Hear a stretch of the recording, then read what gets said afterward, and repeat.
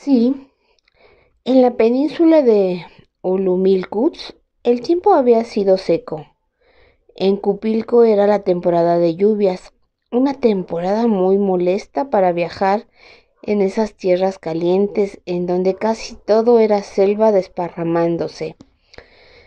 Así es que me dirigí de nuevo hacia las playas abiertas, caminando hacia el oeste hasta que llegué al pueblo de Coatzacoalcos, al que ustedes ahora llaman Espíritu Santo, y en donde terminan las rutas comerciales del norte al sur, a través del angosto istmo de Tehuantepec. Pensé que como ese istmo era una tierra llana, de pocos bosques y con un buen camino, podría ser una jornada fácil, aunque la lluvia me cogiera con frecuencia.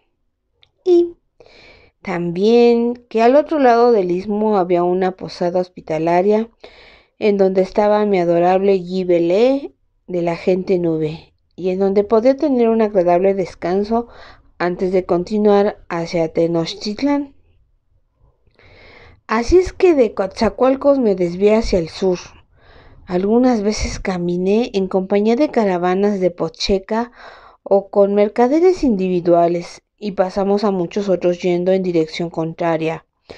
Pero un día en que iba viajando solo por un camino solitario, cuando llegué a su cumbre, vi a 4 hombres sentados debajo de un árbol al otro lado. Estaban andrajosos y parecían bestiales. Lentamente y con expectación se levantaron cuando yo me aproximé. Recordé a los bandidos con los cuales nos habíamos encontrado antes y puse mi mano sobre mi cuchillo de obsidiana que traía en la banda de mi taparrabo. No podía hacer otra cosa más que caminar y tener la esperanza de pasar con un simple intercambio de saludos. Sin embargo, aquellos 4 hombres no pretendieron invitarme a compartir su comida o pedir compartir mis raciones o siquiera hablar. Solamente cayeron sobre mí. Desperté o desperté lo suficiente como para darme cuenta de que estaba desnudo sobre una esterilla con una cobija abajo y otra encima de mi desnudez. Me encontraba en una choza aparentemente vacía, sin ningún otro mueble y a oscuras, excepto por la luz del día que se filtraba a través de las hendiduras de las paredes y del tejado de paja. Un hombre de mediana edad estaba arrodillado a mi lado y por sus primeras palabras comprendí que era un físico. El paciente vuelve en sí, dijo a alguien que estaba detrás de él. Temí que nunca recobrara de ese prolongado estupor. ¿Entonces vivirá?, preguntó una voz femenina. Bien, por lo menos puedo empezar a aplicarle el tratamiento que no hubiera sido posible si se hubiera quedado insensible. Yo diría que él llegó apenas a tiempo con ustedes. Estaba tan mal que casi lo echamos fuera. Sin embargo, a través de la sangre y la tierra, lo reconocimos como Saa Nayusu.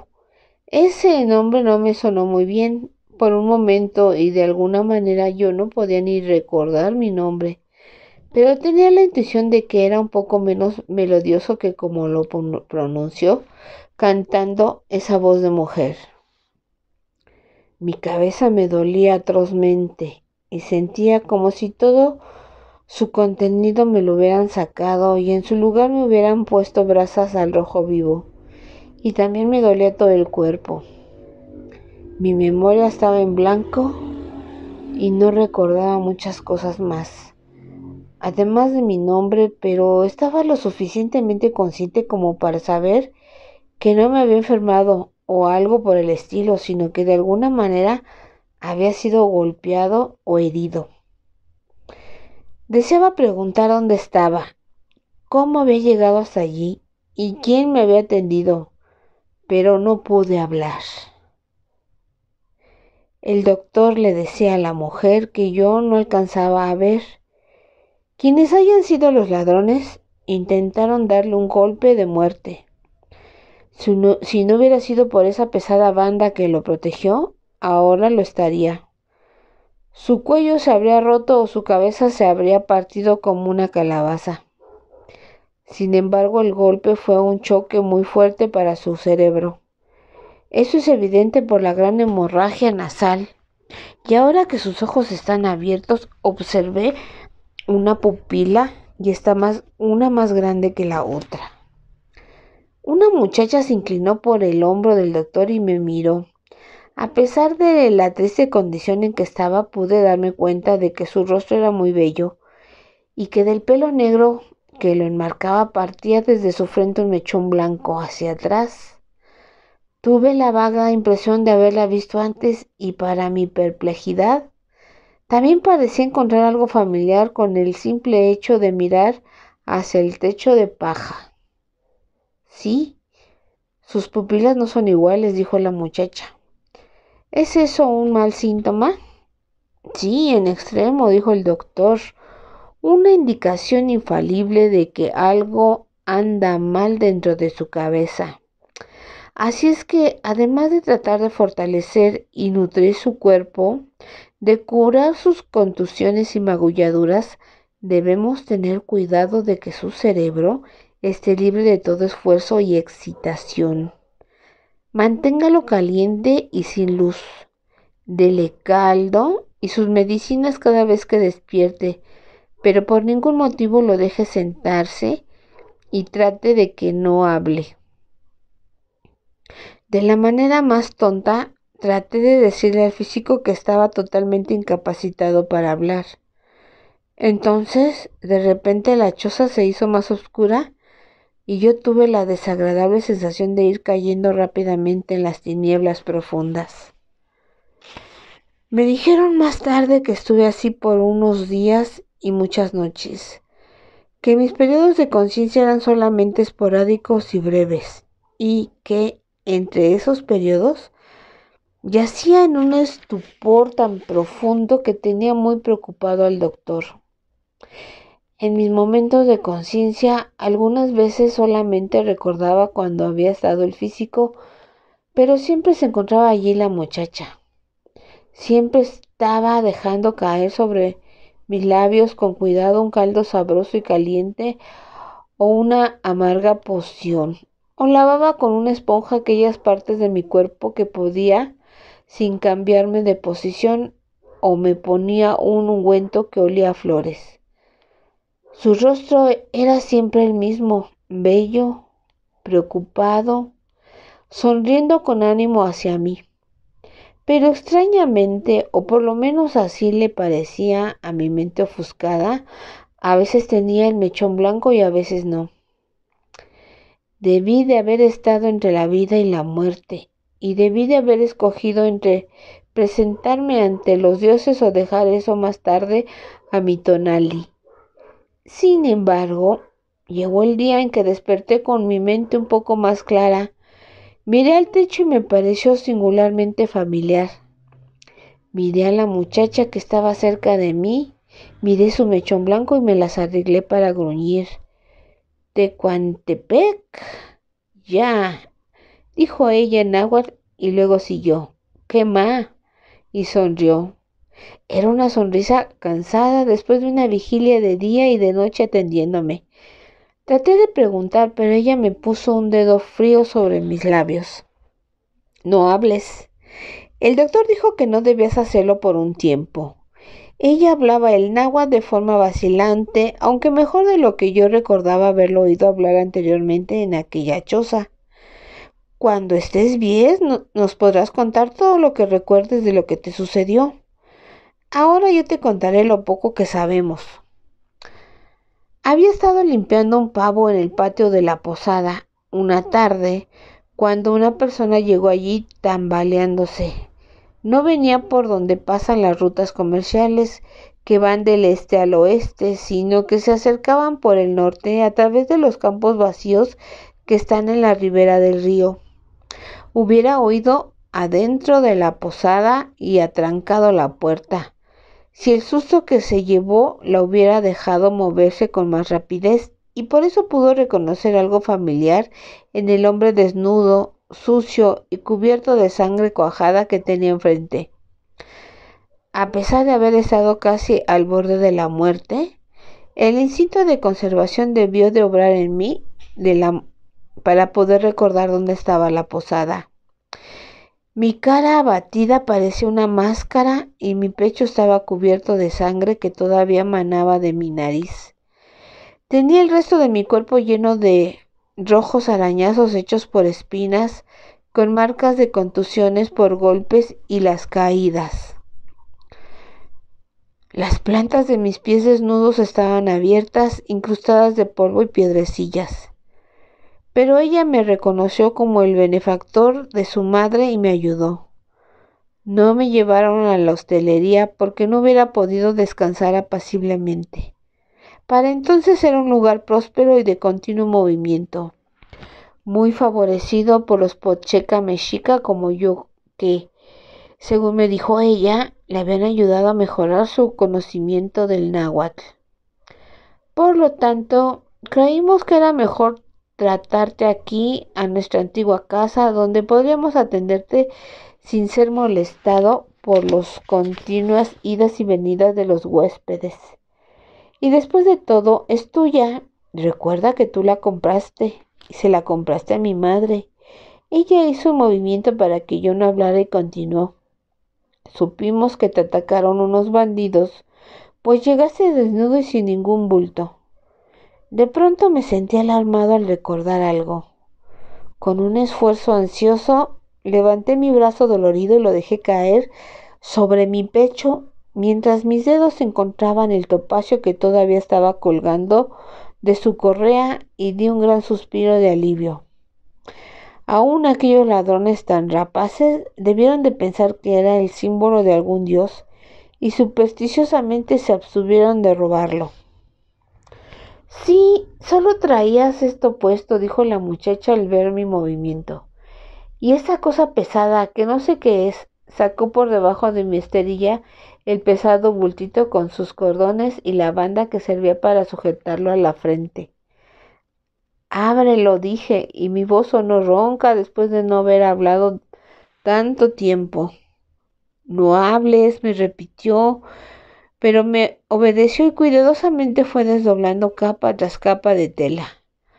Al quedar al descubierto el polvo de oro, que por alguna causa se había endurecido por la transpiración, era tan brillante que casi iluminaba el interior oscuro de la cabaña y ponía chispas doradas en sus ojos oscuros. Siempre supusimos que eras un joven rico, murmuró, luego pensó por un instante y dijo, pero tú te preocupaste primero por el pendiente antes que el oro. No sabía si podía hacerle entender mi explicación sin palabras, pero le hice un guiño y con otro esfuerzo alcancé el cristal y esa vez lo llevé a mi ojo y la miré a través de él por todo el tiempo que pude sostenerlo allí. Y entonces me quedé sin habla, aunque hubiera podido hablar, de lo bella que era, mucho más bella de lo que pensaba o recordaba. Y entre otras cosas no podía recordar su nombre. El mechón claro cautivó mi ojo, pero no era necesario para cautivar el corazón. Sus largas pestañas eran como las alas del más pequeño chupamirto. Sus cejas tenían la curvatura de las alas de las gaviotas al levantar el vuelo. Sus labios se elevaban en sus junturas, también como las alas desplegadas en las que parecía atesorar una sonrisa secreta. Cuando sonreía, como inconfundiblemente lo estaba haciendo en aquellos momentos, quizá por la expresión intrigada de mi rostro, aquellas alas se profundizaban hasta convertirse en unos hoyuelos encantadores y su rostro resplandecía más que mi oro. Si la choza hubiera estado llena de gente desgraciada, afligida por un duelo o por las almas sombrías de los sacerdotes, se hubieran sentido impelidos por su sonrisa a sonreír a pesar de ellos mismos. Me sentí muy feliz por haber vuelto a Tecuantepec y haber encontrado a aquella muchacha, aunque habría deseado llegar saludable y fuerte con todo el éxito de un joven pochecatl. En lugar de eso yacía postrado en una cama, casi sin vida y flácido, y no era un espectáculo muy agradable de ver, cubierto como estaba con las costras de numerosos arañazos y cortes. Me sentía muy débil todavía como para comer por mí mismo o tomar mis medicinas, excepto por su mano. Y sí, además no olía mal. Era porque me tenía que someter a que ella me levantara todo el cuerpo. Eso no es conveniente, protesté. Una doncella no debe lavar el cuerpo desnudo de un hombre. Ella dijo con calma: ya te hemos visto desnudo antes, y debiste de haber venido desnudo a través de la mitad del istmo. Además, y en aquellos momentos su sonrisa era atormentadora, aún una doncella puede admirar el cuerpo de un hombre joven y guapo. Creo que me ruboricé con toda la extensión de mi cuerpo, pero por lo menos la debilidad me ahorró la mortificación de que uno de mis órganos estuviera impelido a responder a su contacto y quizás hacerla huir de mi presencia. No había pensado en las ventajas y del matrimonio desde los sueños poco prácticos de Cicciolini y yo que habíamos compartido, pero no necesitaba pensar mucho para decidir que nunca encontraría en ninguna otra parte o nunca más quizás una novia tan deseable como aquella muchacha de Tecuantepec. A pesar de que la herida de mi cabeza aún estaba en proceso de curación, mi cerebro todavía retenía en su memoria algunas de las tradiciones zapoteca, que la gente noble tenía muy pocas razones y deseos para casarse con forasteros, y si alguno de ellos lo hacía, quedaba para siempre proscrito. A pesar de ello, cuando el doctor me dijo que ya podía hablar, traté solamente de decir aquellas palabras que me hicieran atractivo a los ojos de la muchacha. Aunque solo era un mexicatl despreciable, y en aquellos momentos un espécimen ridículo y desdichado, hice gala de todo el encanto de que era capaz. Le di las gracias por su bondad por conmigo, la cumplimenté también por su belleza y le dije muchas lisonjas y palabras persuasivas. Pero dentro de mis más floridos discursos me las arreglé para mencionar la considerable fortuna que a tan temprana edad había ya amasado y los planes que tenía para engrandecerla más. También le hice ver claramente que si se casaba conmigo no le faltaría nada, aunque me abstuve de hablar abruptamente y aún de insinuar una proposición. Hice alusiones al respecto como: me sorprende mucho que una muchacha tan bonita como tú no se haya casado. Ella sonreía y decía algo como: ningún hombre me ha cautivado lo suficiente como para perder mi independencia. Otra vez le dije: pero seguramente eres cortejada por muchos pretendientes. Oh, sí. Desafortunadamente los jóvenes de Oaxaca tienen muy poco que ofrecer. Yo creo que están más interesados en tener la parte que me corresponde de la hostería que en tenerme a mí. En otra ocasión dije: debes conocer a muchos hombres elegibles entre el constante tráfico de huéspedes de tu posada. Bien, ellos me dicen que son elegibles, pero tú sabes que la mayoría de los pochecas son viejos, muy viejos para mí y además extranjeros. Sin embargo, me hacen la corte ardientemente, aunque siempre he sospechado que tienen una esposa en casa, y no me sorprendería que tuvieran otras esposas al final de cada una de las rutas en que viajan. Yo me atreví a decir: yo no soy viejo, no tengo esposa en ninguna parte. Si alguna vez tengo una, será ella sola y para el resto de mi vida. Me miró largamente y después de cierto silencio dijo: quizá te hubieras casado con Gibelet, mi madre. Repito, mi mente no estaba todavía bien del todo como debería de estar. Hasta ese momento había olvidado por completo que me había acostado con su madre. ¡Ay, qué vergüenza! Y en su propia presencia. Dadas las circunstancias, debió de haber pensado que era la más alaz sinvergüenza cortejando de repente a la hija de esa mujer. Solo pude murmurar con un embarazo muy grande. Gimelé, ya recuerdo, lo suficientemente mayor como para ser mi madre. A lo cual la muchacha me volvió a mirar largamente, sin decir nada, y yo pretendí quedarme dormido.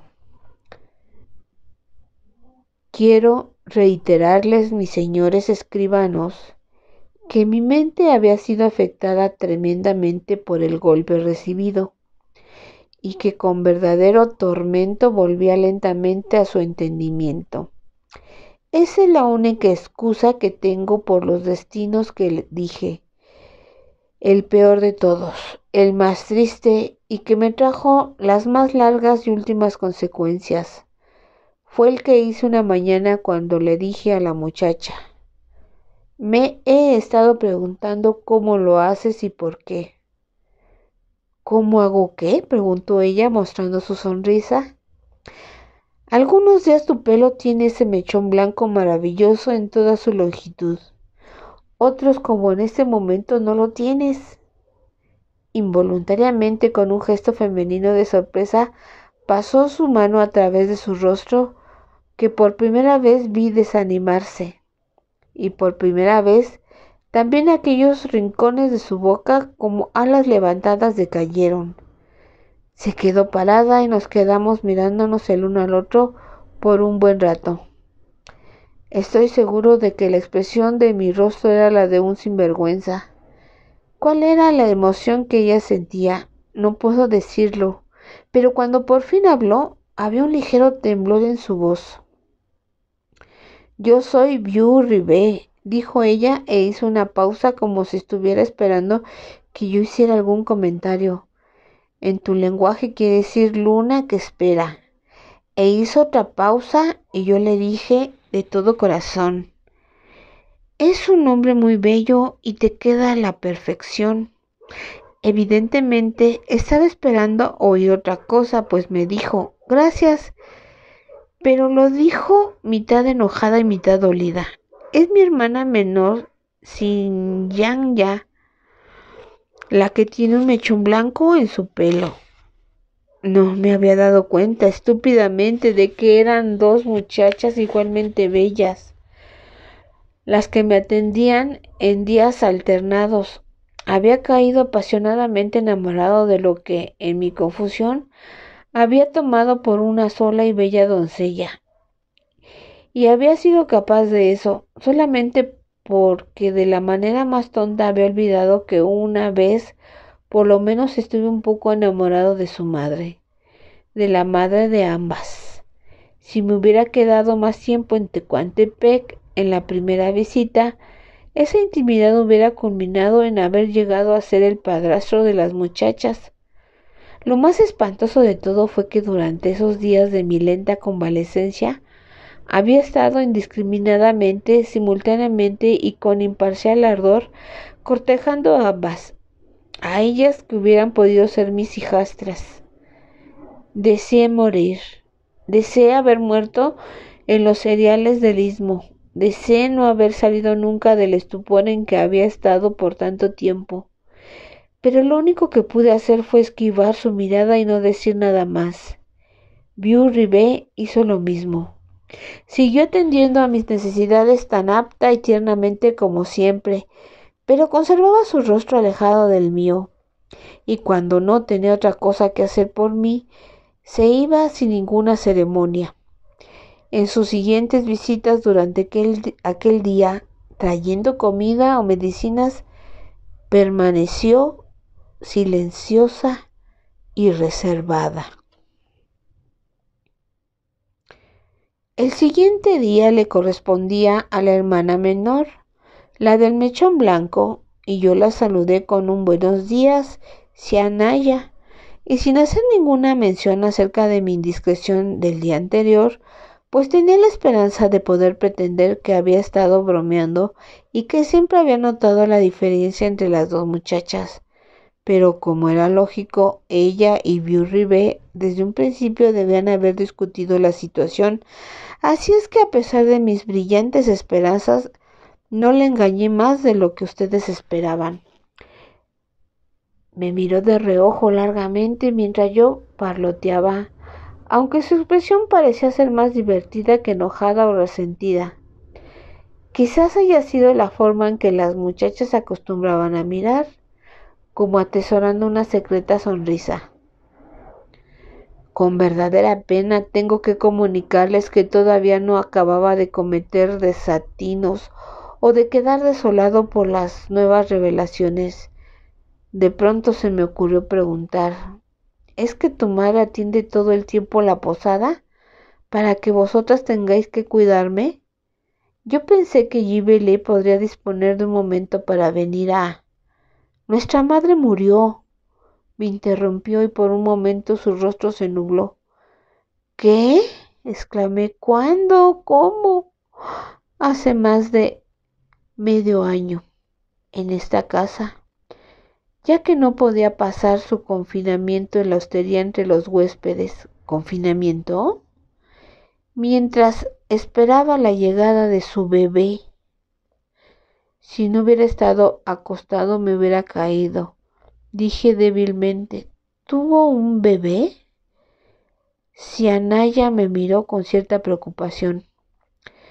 El físico dijo que no debías causar problemas a tu mente. Te contaré todo cuando estés más fuerte. Que los dioses me condenen en mi clan, erupté con mucho más vigor del que pensé que tendría. Debió ser mi bebé, ¿no es así? Bien, dijo ella, y dejó escapar un profundo suspiro. Tú fuiste el único hombre con quien se acostó después de la muerte de mi padre. Estoy segura de que ella sabía cómo tomar las debidas precauciones, porque cuando yo nací, ella sufrió muchísimo y el doctor le previno de que debía ser la última criatura. De ahí mi nombre, pero como habían pasado tantos años, debió pensar que ya no estaba en edad de concebir. De todas maneras, Cianaya retorció sus dedos. Sí, ella estaba preñada por un extranjero mexicatl, y tú sabes cuáles son los sentimientos de la gente nube acerca de esas relaciones.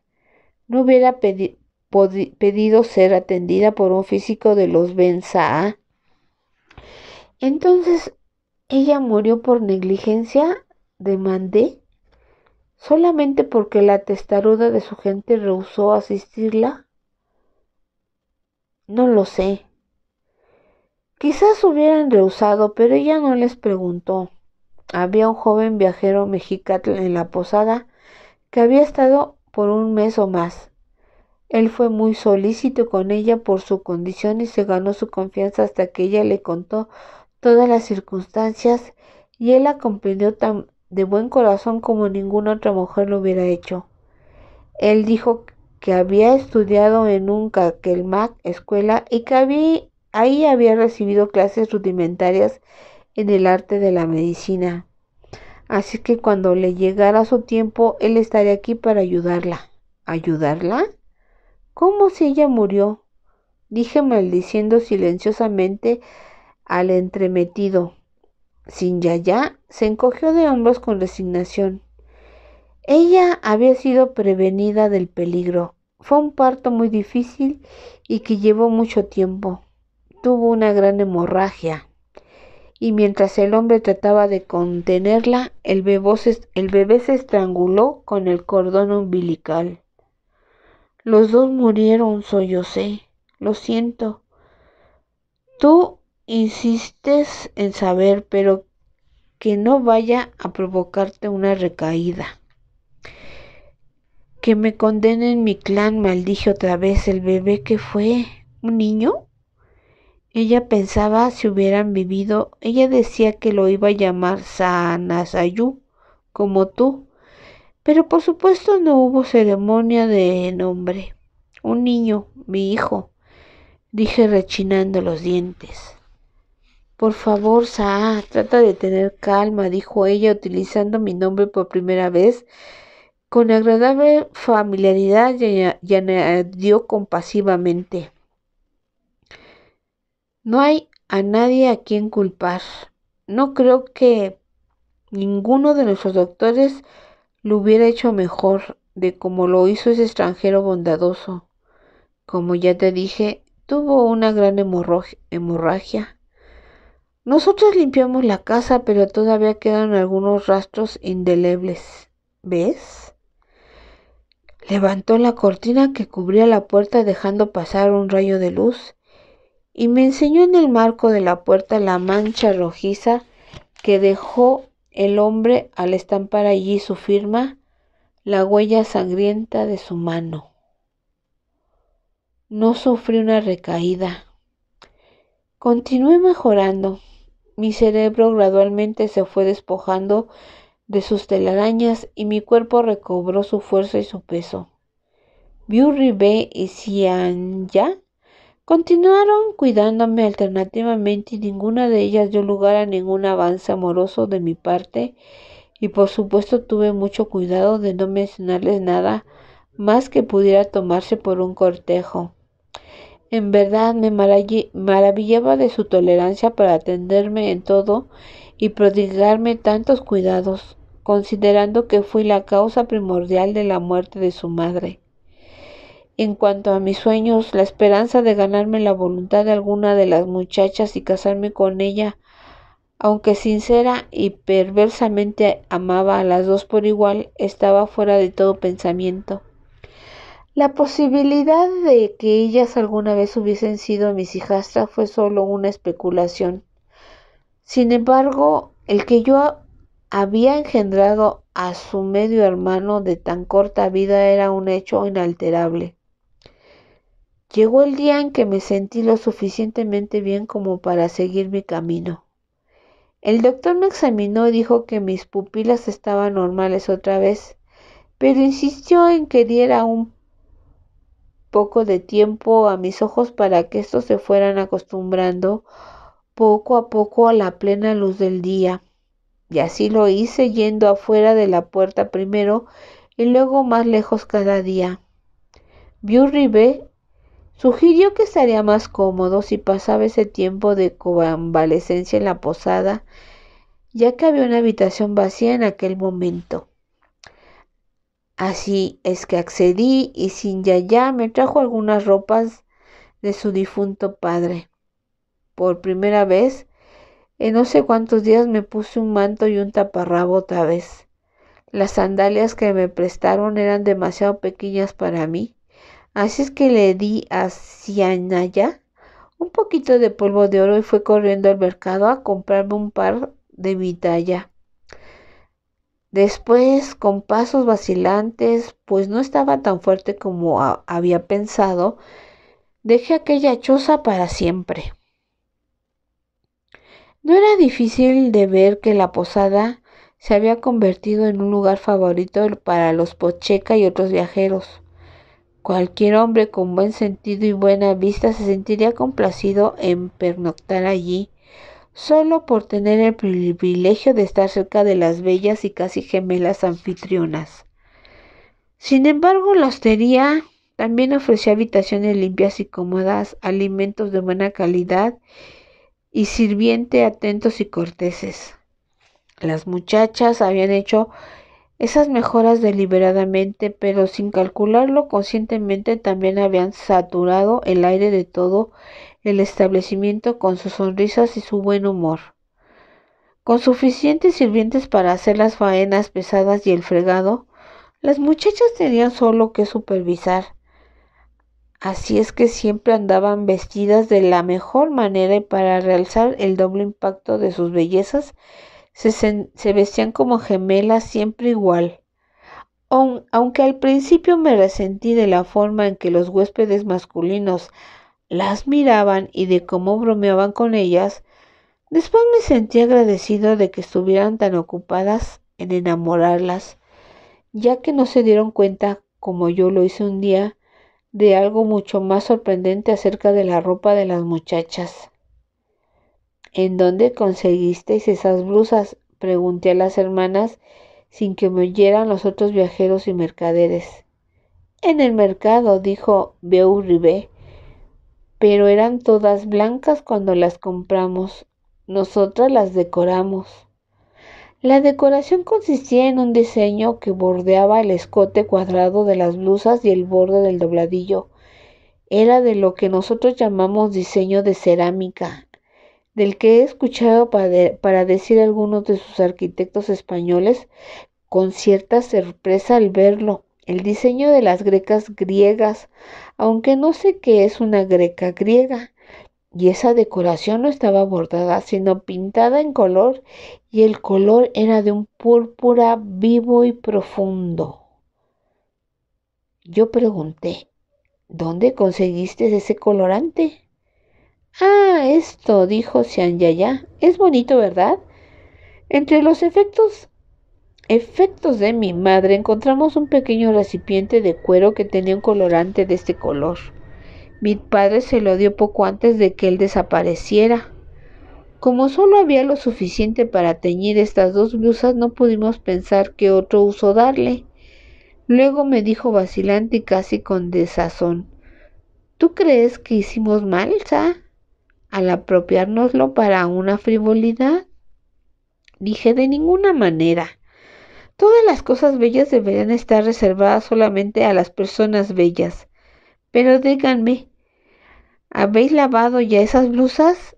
Las muchachas me miraron perplejas. Pues sí, varias veces. Entonces el color no se corre ni se decolora. No, es un buen colorante, respondió B.V.R.I.B. Y entonces me dijo lo que había estado tratando de averiguar. Esto es por lo que perdimos a nuestro padre. Él fue al lugar en donde se encuentra el colorante para comprar una gran cantidad y hacer una fortuna con esto, y nunca más regresó. Dije, eso fue hace años. ¿No erais vosotras demasiado jóvenes como para recordar si vuestro padre mencionó a dónde había ido? Hacia el suroeste, a lo largo de la costa, dijo frunciendo el ceño por la concentración.